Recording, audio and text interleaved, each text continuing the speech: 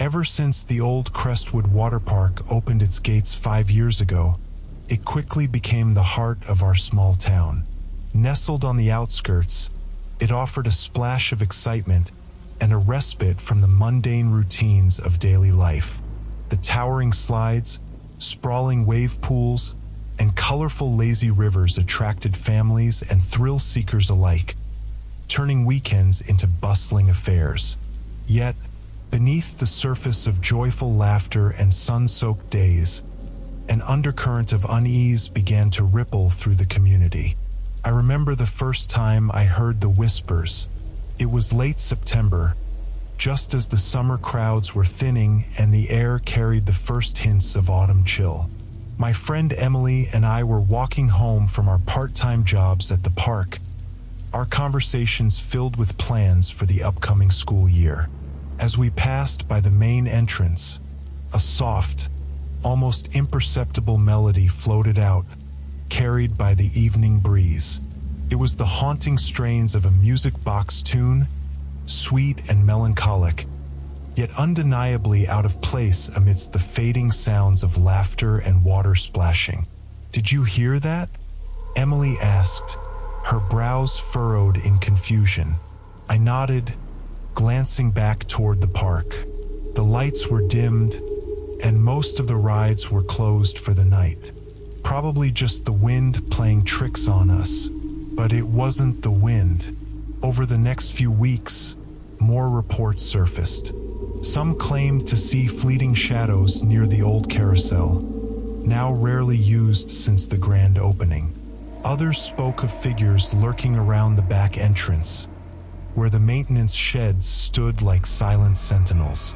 The stories varied, but the common thread was a sense of something, or someone, unsettled within the park's walls. Curiosity got the better of me. One Saturday night, armed with a flashlight and a sense of adventure, I decided to explore the park after closing hours. Emily, ever the skeptic, reluctantly agreed to join me.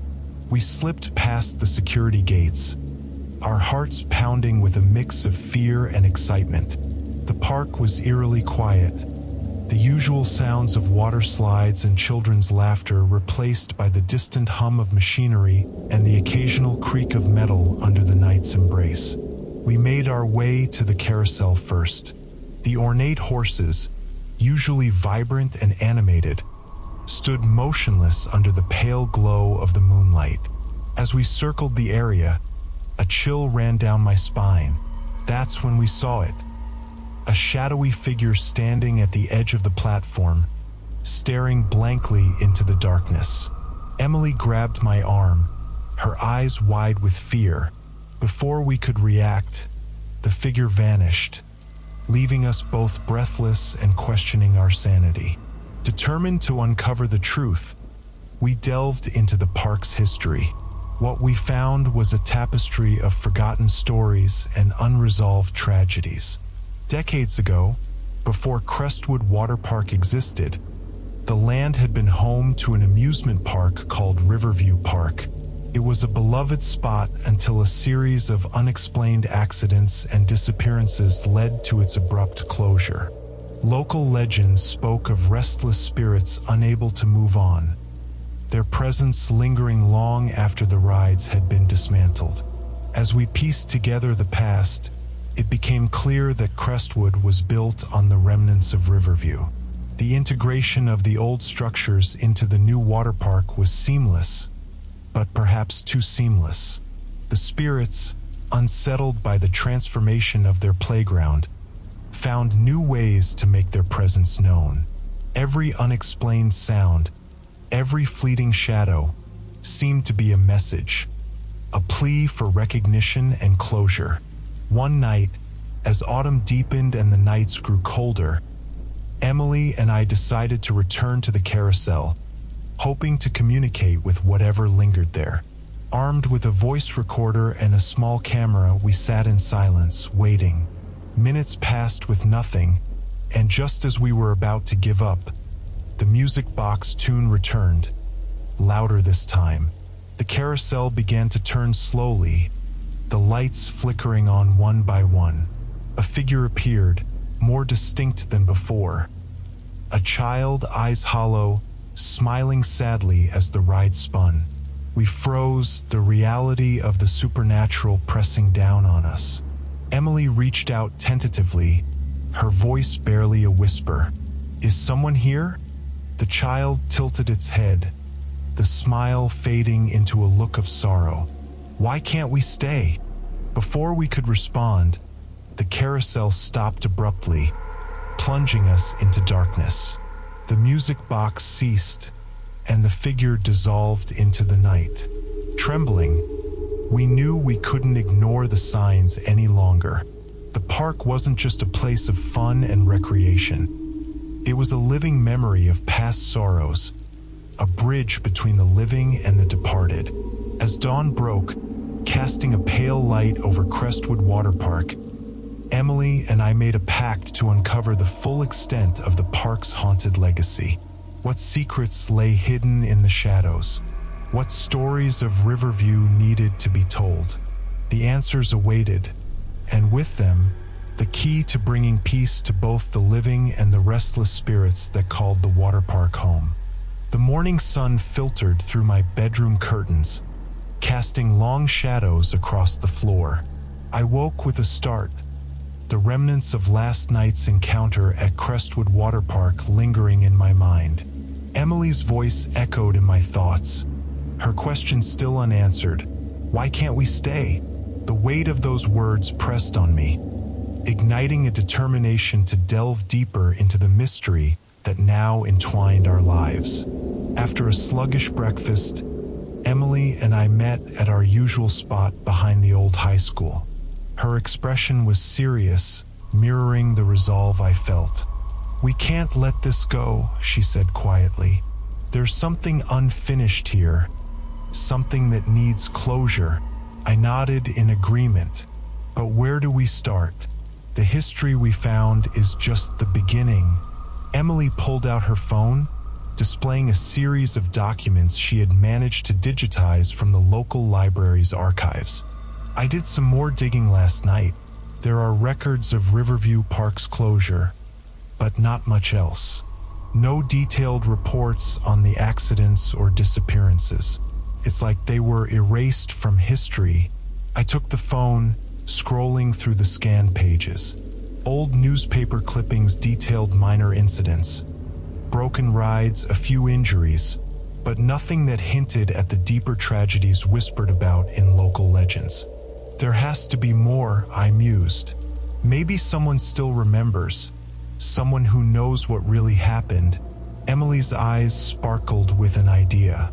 What about the old park manager, Mr. Thompson? He was the one who oversaw the transition from Riverview to Crestwood. If anyone knows the truth, it's him. We agreed to visit Mr. Thompson, now a reclusive figure who lived on the outskirts of town in a dilapidated house surrounded by overgrown gardens. The townsfolk rarely spoke of him, and when they did, it was with a mixture of pity and fear. Rumors swirled about his obsessive dedication to preserving the old park's legacy, some even suggesting he was the reason Riverview never fully closed. That evening, armed with flashlights and a recorder to document our conversation, we made our way to Mr. Thompson's residence. The sun had dipped below the horizon, and the town was cloaked in darkness, the only illumination coming from the flickering streetlights and the distant glow of Crestwood Waterpark's now closed attractions. Mr. Thompson's house stood silent, its windows dark and unwelcoming. We approached cautiously, the overgrown path crunching under our footsteps. The door creaked open before we could knock, revealing a dimly lit interior filled with relics of Riverview Park, old ride parts, faded photographs, and stacks of yellowed papers. "Come in," a raspy voice beckoned from the shadows. We stepped inside, the door closing behind us with a heavy thud. Mr. Thompson emerged from the darkness, his face gaunt and eyes hollow. Yet there was a flicker of recognition when he saw us. "You're the ones investigating the park's disturbances," he stated plainly, his gaze piercing. "What do you seek?" Emily stepped forward, her voice steady despite the tension. "We want to understand what's happening. Why are the spirits still here?" Mr. Thompson sighed deeply, motioning for us to sit. Riverview Park was more than just rides and attractions. It was a place where memories were made, but also where secrets festered. The accidents you mentioned were not mere coincidences. There were darker elements at play. I leaned in, eager for answers. "What do you mean?" He glanced around, as if wary of unseen ears.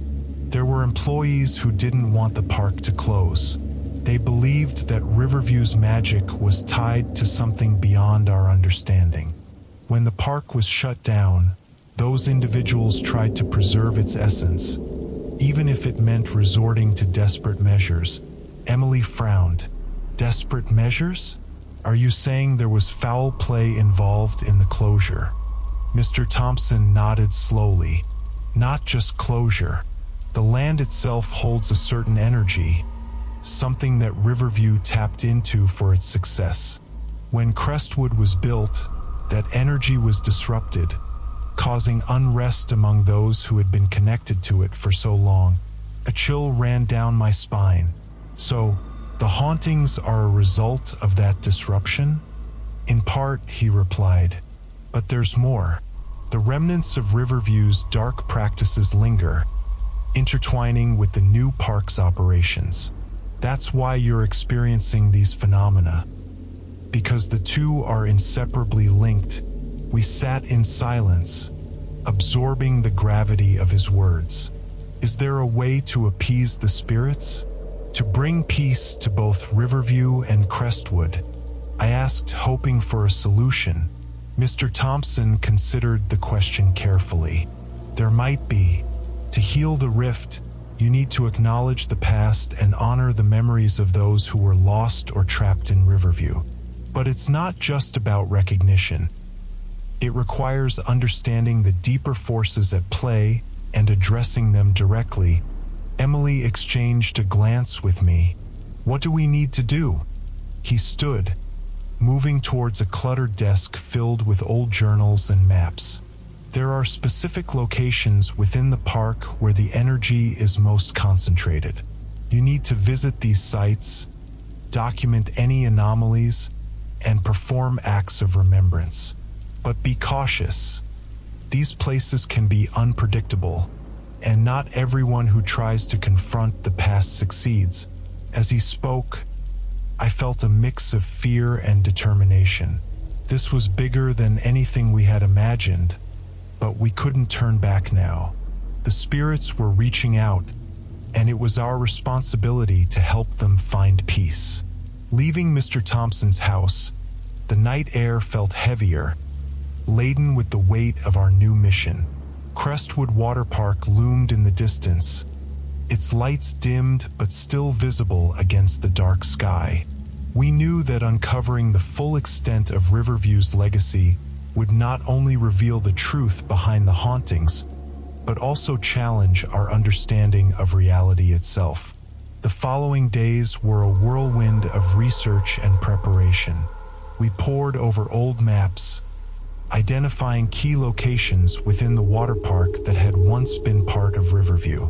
The old carousel, now integrated into Crestwood, was one such place. Others included the abandoned funhouse, the silent Ferris wheel, and the remnants of the old roller coaster that had been repurposed into a water slide. Armed with cameras, voice recorders, and notebooks, Emily and I began our investigation. Each night, after the park closed, we ventured into its shadowed corridors, seeking out the hotspots of supernatural activity. The initial encounters were subtle, faint whispers, unexplained cold spots, and fleeting glimpses of movement just beyond the edge of our vision. But as we delved deeper, the manifestations grew more intense. One evening, we focused on the old funhouse. Its mirrored walls were cracked and tarnished, reflecting distorted images that seemed almost alive. As we navigated the narrow passages, the air grew thick with tension. Suddenly, the temperature plummeted, our breath visible in the dim light. The sound of distant laughter echoed through the halls, but it was distorted, twisted into something unrecognizable. "Stay close," Emily whispered, her voice trembling. We reached a central chamber where the mirrors formed a labyrinth. In the center stood a single ornate mirror that seemed to shimmer with an otherworldly glow. As we approached, the reflection rippled, and an image of a young girl appeared, her eyes hollow and tears streaming down her face. "Help us," she pleaded, her voice a mere whisper. "We can't move on." I felt a surge of empathy and fear. "What do you need us to do?" The mirror shimmered again, revealing images of the past. Children playing, accidents occurring, shadows lurking in the background. It was a window into the tragedies that had unfolded here, a silent testimony to the pain that lingered. Emily reached out, her fingers hovering over the glass. "We remember," she said softly. "We're here to help." The image of the girl began to fade, but not before she handed us a small, ethereal key. It floated towards us, shimmering before dissolving into the air. As it disappeared, the room seemed to lighten, the oppressive atmosphere lifting slightly. "We have to find more keys," I realized. "Each one represents a story, a soul that needs closure." Emily nodded, determination replacing her fear. "Let's keep going." For them, our journey continued, each discovery leading us closer to understanding the intricate web of Riverview's past and Crestwood's present. We encountered spirits of various ages, each with their own story of loss, betrayal, or unfinished business. Some were benign, merely longing to be remembered, while others harbored anger and resentment, their presence more malevolent. One night, as we explored the remnants of the old roller coaster, we stumbled upon a hidden underground chamber. The air was thick with moisture, and the walls were lined with ancient symbols and writings that neither of us could decipher. In the center stood a stone altar, upon which lay a collection of artifacts, old toys, photographs, and personal items that once belonged to the park's visitors. As we approached, the temperature dropped drastically, and the room seemed to pulse with energy. A figure materialized before us.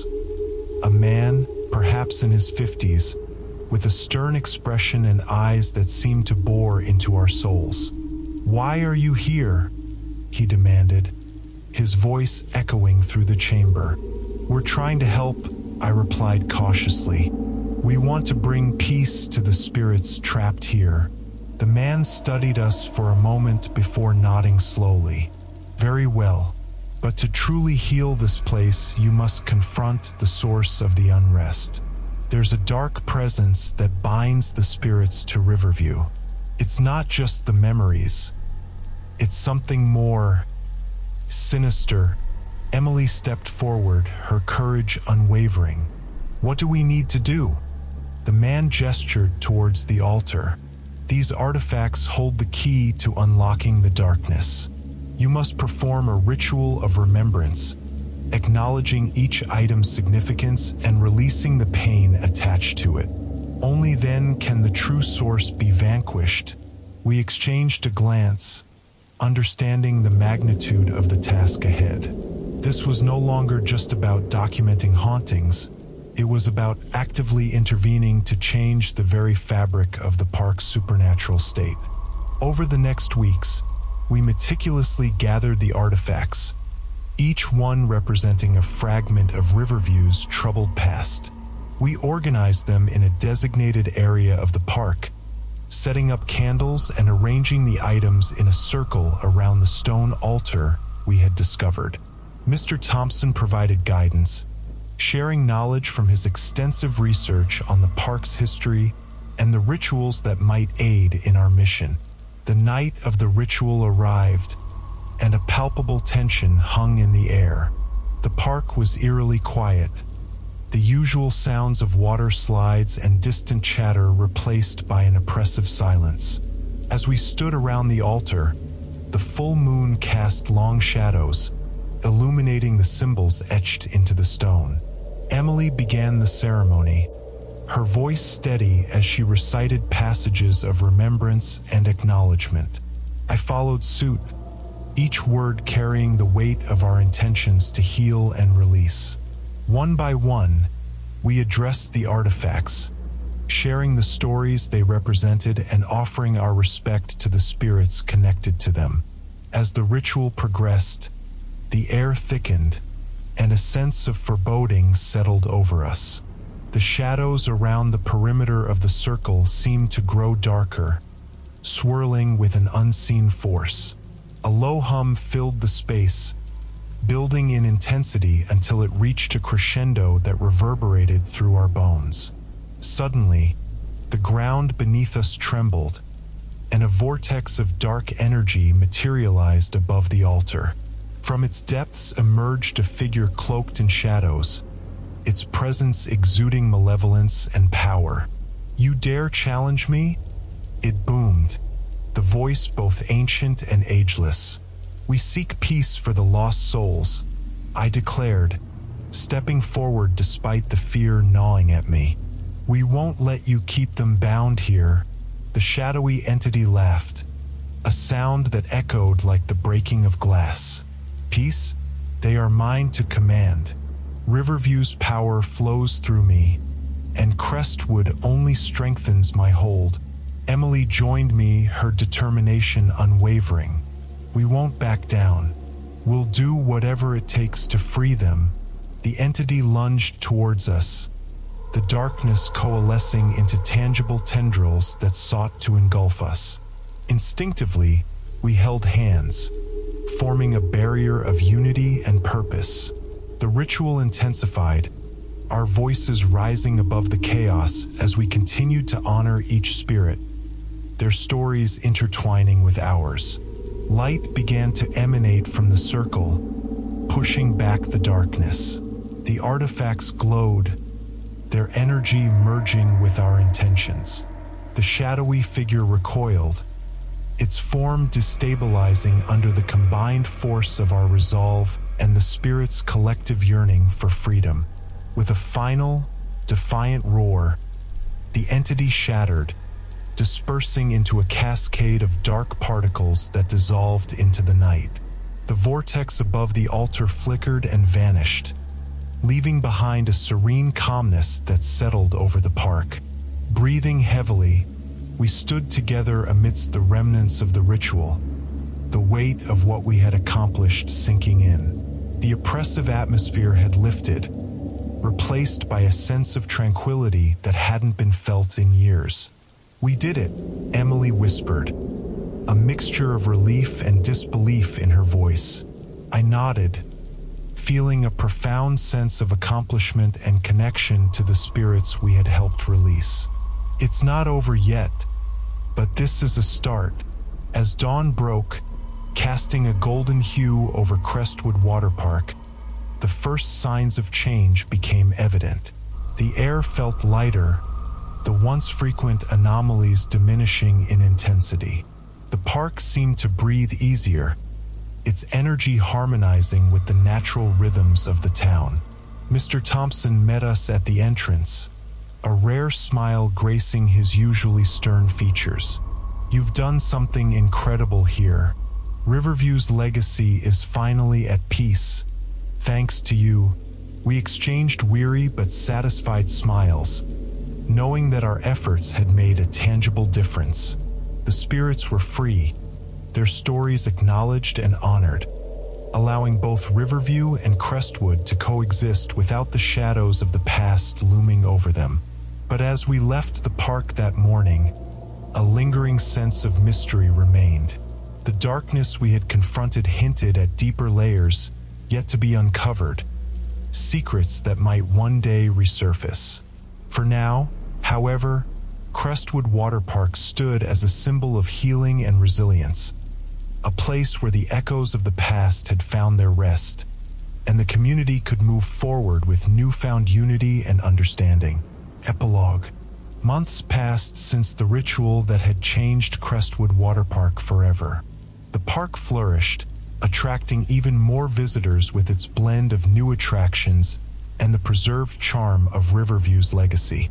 Families laughed on the slides, couples strolled along the lazy rivers, and children reveled in the colorful chaos of the carousel that now seemed to glow with a benign energy. Emily and I often reflected on our journey, the challenges we faced, and the bonds we forged. Our friendship had deepened, strengthened by the shared experiences and the knowledge that we had made a meaningful impact on our town. One crisp autumn evening, as we walked home from a late shift at the park, the setting sun painted the sky in hues of orange and pink. The air carried a hint of the coming winter, and the scent of fallen leaves filled the streets. Do you ever think about what else might be out there? Emily mused, her gaze fixed on the horizon. I smiled, the memory of our adventures still vivid in my mind. All the time. But whatever comes, I know we can handle it together. She nodded, a soft smile playing on her lips. Together, as we reached our homes, the lights flickered in the distance, a reminder of the vibrant life that Crestwood Waterpark now embodied. The mysteries we had unraveled had brought us closer to understanding the delicate balance between the past and the present, the seen and the unseen. Little did we know, the night held whispers of new beginnings and the promise of adventures yet to come. The park, now a beacon of both joy and remembrance, stood as a testament to the resilience of the human spirit and the enduring bonds that tie us to the places we call home. And so, the story of Crestwood Waterpark continued, its pages filled with laughter, love, and the silent echoes of those who had once called it home, forever intertwined in the fabric of our town's history.